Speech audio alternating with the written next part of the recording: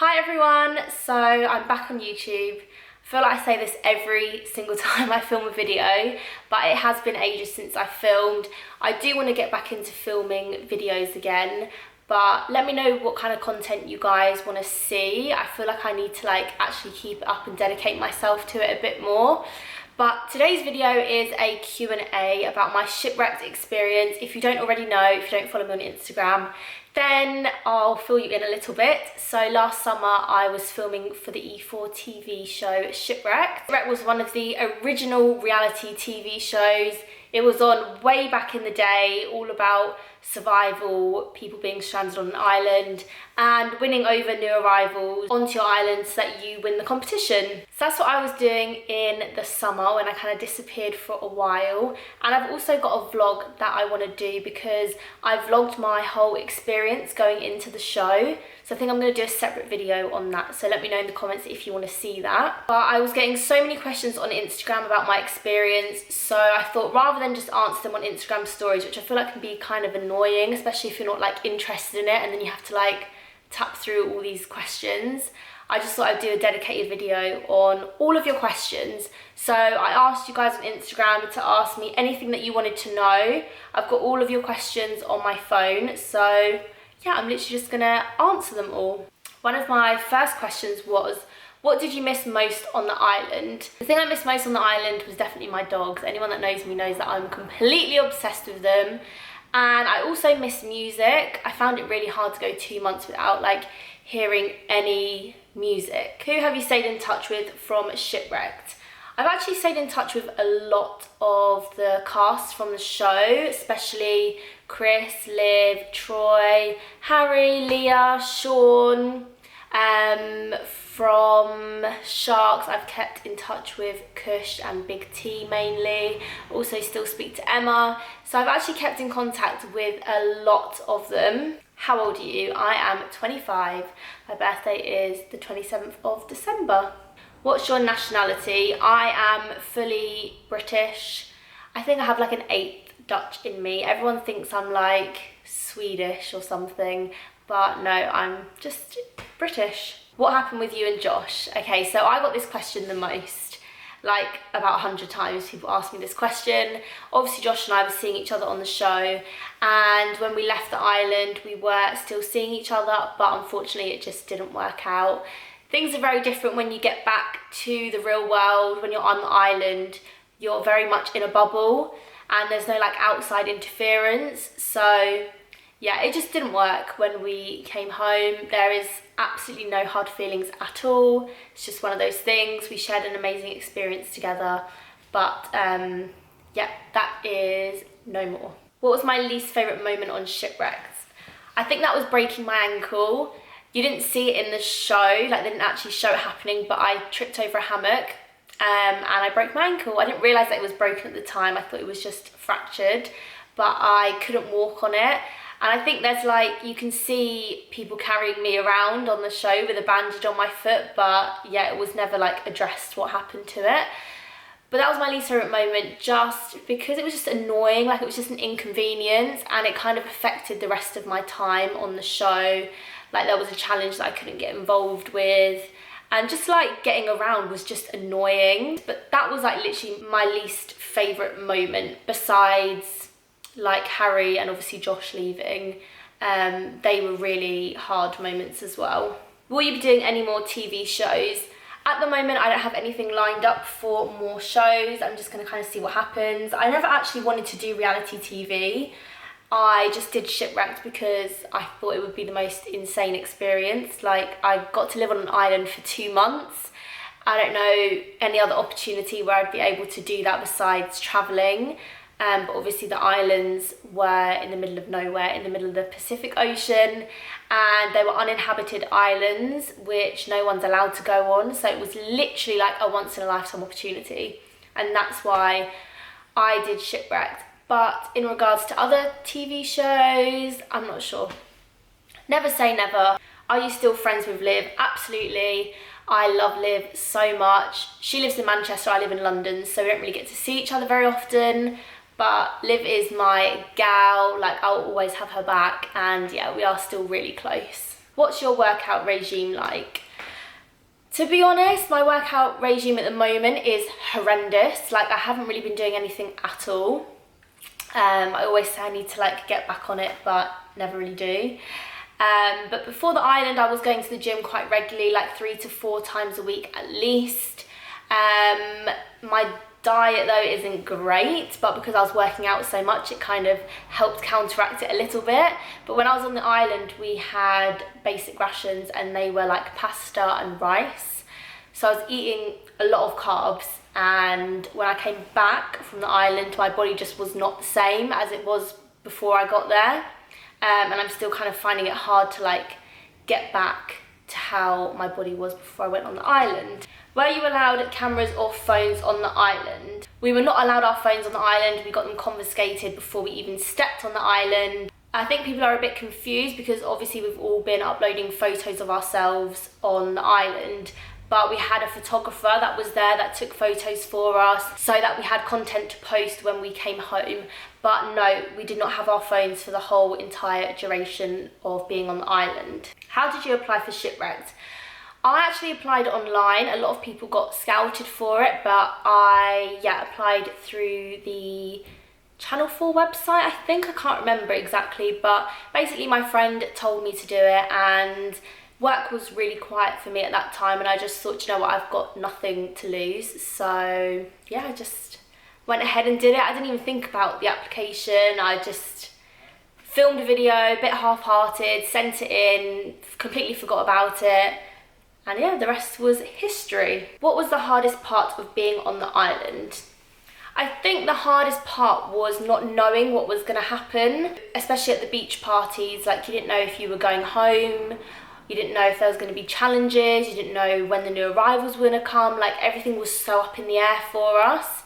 And it's crazy because, you know, like, you're in a bubble and that is your life. When you're watching it, it seems like, okay, it's not that big of a deal. But when you don't have a phone and you are literally living there, like, when I say that is your be-all and end-all, it really is. So it was just hard, yeah, not knowing what was coming next. It was quite a lot of anxiety, like, our emotions were very up and down. All your emotions were very much heightened. Everything just seemed a lot more intense, and not knowing what was going on, just, yeah, you just felt on edge all the time. What was the weirdest moment on Shipwrecked? The weirdest moment, I think, had to have been the human centipede. That was honestly the most degrading thing I've ever done in my life, but it was hilarious. It was when we were playing beer pong and we had to do truth or dares, and yeah, that was our dare. That was very strange. How hot was the weather on Tiger Island on average? Obviously we didn't have phones or anything, so I didn't know what the actual temperature was, but I would say it was around like 30 degrees, like, it was hot. We did get like tropical storms sometimes. I would say like 4 or maybe even 5 days, but it was just kind of like rainy, the sea was so choppy. It was actually a little bit like scary because obviously we're in the middle of the Pacific Ocean, like anything could happen. But on average, like, it was really hot and sunny. Who would you have from the Sharks if you could pick anyone to join the Tigers? 100 million, 1000% Kush. Before Tigers and Sharks got separated onto the 2 islands, I actually bonded with Kush the most in my first 3 days there. We continued to like grow even closer throughout the whole entire experience, and I know that all the rest of the Tigers really got on with Kush as well. Do you ever get annoyed with Liv? By the way, I love you and Liv. The only time I ever got annoyed with Liv is when she didn't do her washing up. That was the only thing. That was really irritating. But aside from that, how could I ever be annoyed at Liv? Which 2 Tigers would you choose to live with for the rest of your life? That is such a hard question. I'd say definitely Chris, because he's so easy to live with, great cook, he's clean. He pretty much held the Tigers together, so 100% Chris. And then, I don't know, you know, I'd probably say Troy, only because I'm really close to Troy and I speak to him almost every single day, so yeah, I'd live with Troy. Did you only go on Shipwrecked to become famous? No, I definitely didn't go on Shipwrecked to become famous. I didn't even know how successful the show was gonna be. I went on it purely to have a once-in-a-lifetime experience. I didn't expect anything to come of the show. Like I said, didn't know if it was going to be a success or not. But I just thought if I gained a few more followers on social media, that might help my modelling career and the influencing side of my career that I also do. So I just went into it with an open mind, but no, I definitely didn't go on it to try and become famous. How do you colour your hair? So I get a lot of questions about my hair actually. I have balayage done and I have it done at the Paul Edmonds salon, and my hairstylist is called Jack Howard. I will put his links in the description box below because I literally get questions about him all the time. He's amazing. He's been doing my hair for about a year now, I'd say, a year give or take, and it's like literally transformed my hair. What happens on Shipwrecked which we don't see at home? A lot happens on the show that you guys don't see.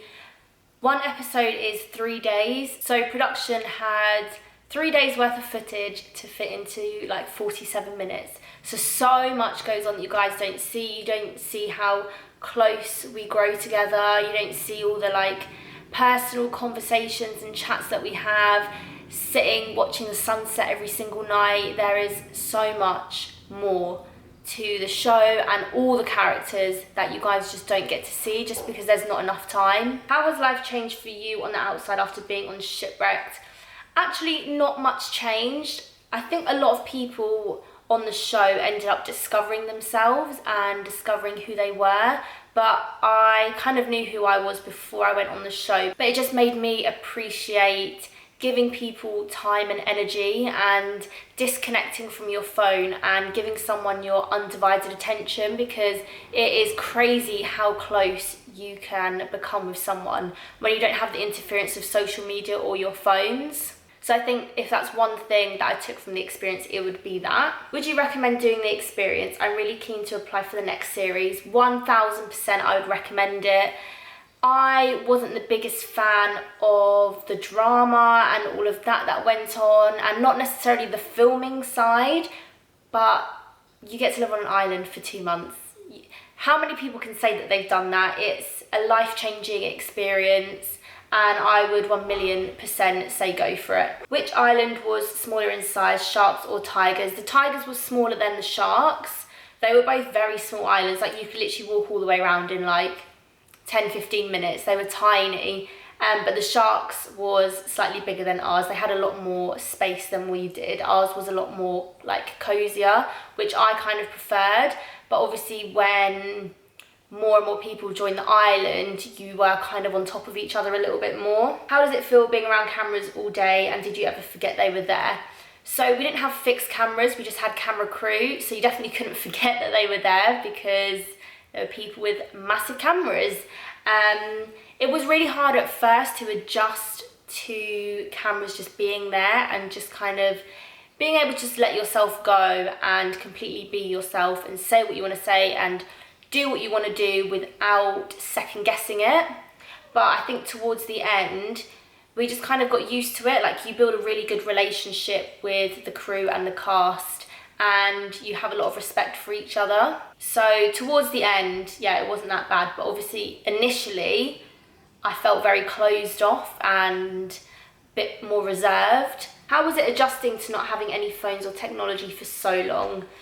It was actually a lot easier than I thought not having my phone. I think on the first day it was so weird. I like walked into the bedroom to go and check my phone, and then I was kind of like, wait, I don't even have my phone.